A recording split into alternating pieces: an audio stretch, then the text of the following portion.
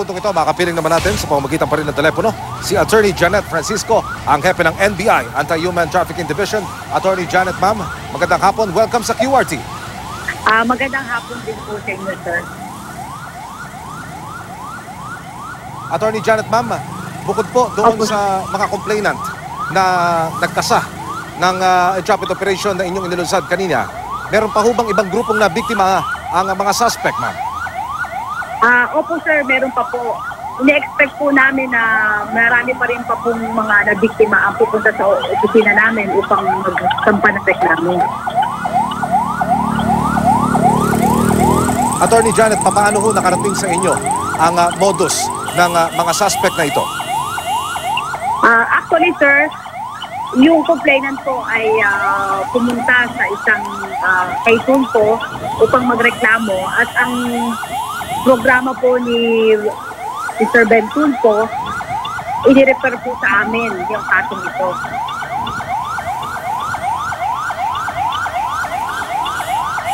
Bakit sa kabila, Attorney Janet, ng mga impormasyon, kampanya, yung mga operasyon ng NBI na nalilimbag sa dyaryo at napapalabas sa TV, patuloy pa rin yung nakapambibiktima itong mga illegal recruiter na ito, Attorney Janet, ma'am?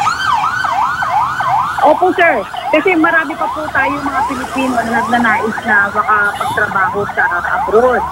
So kahit na po nakikita po nila yung mga malawakang programa ng gobyerno against illegal recruitment, nabibiktami pa rin po yung mga Pilipino na kababayan natin. Ano po ang nasabi o naging pahayag ng mga suspect na nahuli ninyo, Attorney Janet, ma'am? Of course, dinedenay po nila yung mga allegations sa mga complainants natin. This is normal naman po talaga sa mga nahuhuli po namin ng mga illegal recruiters.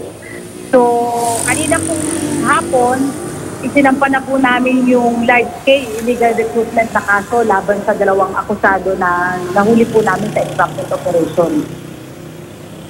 At ang prosecutor's office na po ang bahalang Mga tripula, magdesisyon.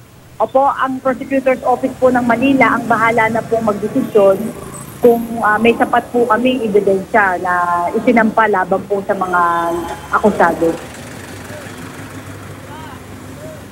Ang klase ng modus ng mga suspect, ma'am, mga tripulante lang ba ang kanilang tinatarget o iba-iba ko? Opo, sir. Bali, ang mga binibiktima po nila ay yung mga nagnanais na maging seamen. Kasi isa po sa akusado ay dati pong seaman.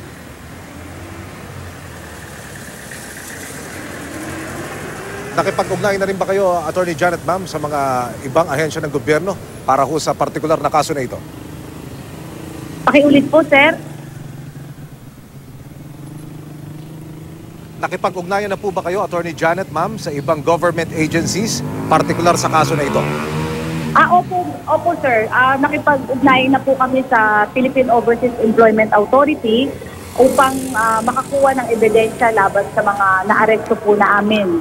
At nakakuha po kami ng certification sa POEA na wala po silang authority o lisensya na mag-recruit ng mga aplikante as seamen para sa ibang bansa po.